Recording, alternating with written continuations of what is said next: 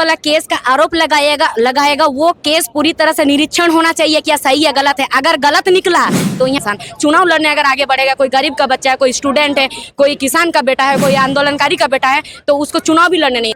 जो यहाँ पर सीधा सीधे आप बीजेपी का आरोप लगा रहे हैं कि ये बीजेपी का कारनामा है। नहीं, चुनाव लड़ने अगर आगे बढ़ेगा, कोई गरीब का बच्चा है, कोई स्टूडेंट है, कोई किसान का बेटा है, कोई आंदोलनकारी का बेटा है, तो उसको चुनाव भी लड़ने नहीं। नमस्कार, आदाब। हमारे बीच बेबी महतो जी जुड़ चुके हैं, उससे हम जानने का प्रयास करेंगे कि यहाँ का माहौल अभी क्या है। आपको जोहार, आपका चैनल के माध्यम से सभी को जोहार।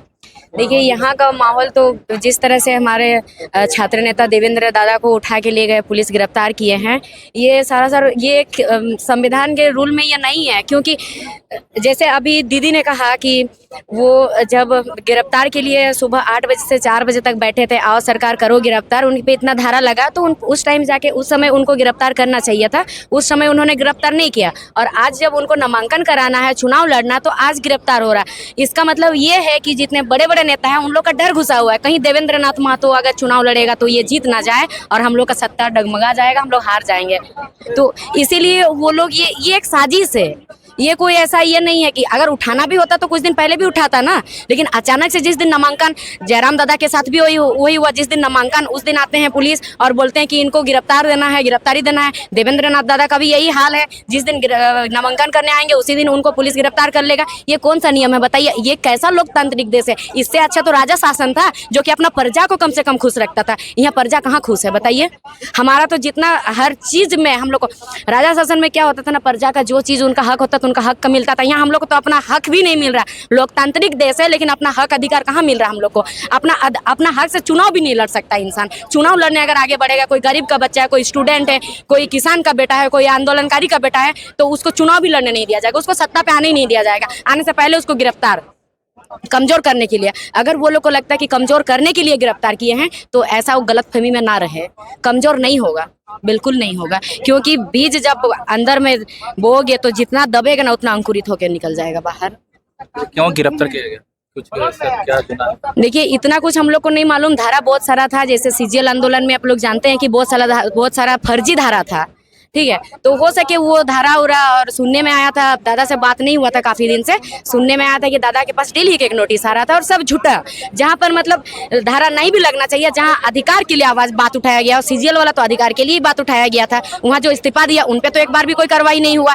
जो लोग पेपर लीक किया था उन पे तो कोई कार्रवाई नहीं हुआ। लेकिन जो आवाज उठाते हैं, लोकतांत्रिक देश में क्या होता है कि आवाज उठाना चाहिए, सब अपना बात रख सकते हैं। इसका मतलब यही कि आप लोग बात मत रखिए। अगर आप लोग हकीकत चीज बात रखिएगा सामने तो आप लोग पे धारा लगेगा। जब इतना स्टूडेंट दर दर भटके, हम लोग के एग्जाम पेपर लीक हुआ, तब तो ये जो कोई किसी ने कुछ नहीं किया, तब तो पुलिस कहाँ थे? तब ये जितना सरकार है, जितना गवर्नमेंट ये लोग है, जितना पदाधिकारी लोग है, वो लोग कहाँ थे तब उन लोग के लिए कोर्ट नहीं है, उन लोग के लिए पुलिस नहीं है, उन लोग के लिए सरकार नहीं है, उन लोग के लिए नियम कानून नहीं है, उन लोग के लिए संविधान नहीं है।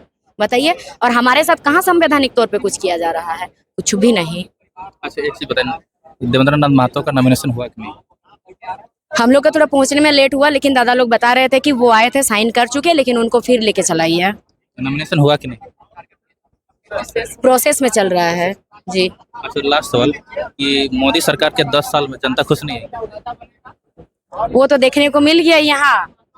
अब दूसरा जगह का क्या बोलेंगे? यहाँ रांची लोकसभा में देखने को मिल गया। यहाँ जो सांसद महोदय थे यहाँ के, वो संसद महोदय रहते हुए हमारे यहाँ देवेंद्र नाथ दादा का पूरा दबदबा बढ़ते गया। दबदबा क्या कहेंगे, यह अच्छाई में है, ये लोगों के लिए लड़ रहे हैं, हम लोगों के सबके लिए लड़ रहे हैं, तो उनको डर लगने लगा।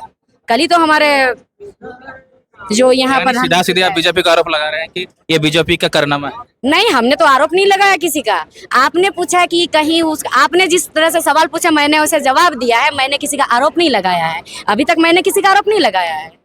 ये किसने करा रहा है? अब कौन करा रहा हो सके वही लोग करा रहे होंगे, डर से, जो सत्ताधारी में बैठे हुए हैं। अब सत्ताधारी में तो बहुत सारा पार्टी है, वही लोग कर रहे होंगे।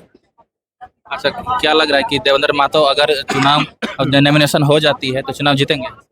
हम लोग कोशिश कर रहे हैं, और वो जनता पे निर्भर करता है। हम लोग कोशिश कर रहे हैं, लगे हुए हैं सब। ऐसा नहीं कि अब दादा को लेके गया तो हम लोग सब चुप बैठेंगे, हम लोग भी कोई चुप नहीं बैठेंगे। अच्छा, नॉमिनेशन अगर मान लीजिए फाइल भी करते हैं, रद्द हो जाती है, तो कौन नॉमिनेशन करेंगे? वो नहीं मालूम अभी, उसके बारे में नहीं सोचे। और रद्द कैसे होगा भैया बताइए? क्यों रद्द होगा भला? रद्द क्यों होगा? रद्द वाला वर्ड आना ही नहीं चाहिए। जब आदमी जेल में रह के जीतता है तो फिर यहाँ रद्द क्यों होगा? रद्द होने का वजह तो बताइए, रद्द क्यों होगा? इसके ऊपर केस है, हो सके इसका टाइगर की तरह इनका भी कुछ आरोप लगा दे कि इसका साइन में दिक्कत है। जो वाला केस का आरोप लगाएगा वो केस पूरी तरह से निरीक्षण होना चाहिए, क्या सही है गलत है। अगर गलत निकला तो यहाँ कोई एकदम सरकार, यहाँ जितना एक भी चुनाव, सारा चुनाव बहिष्कार होगा पूरा झारखंड में। अगर वो सच्चाई निकला तो झूठा आरोप लगा के रद्द कर देगा, कौन सा नियम हुआ भैया? ठीक है, थैंक यू। हमारे बीच बेबी महतो जी थे। ठीक है।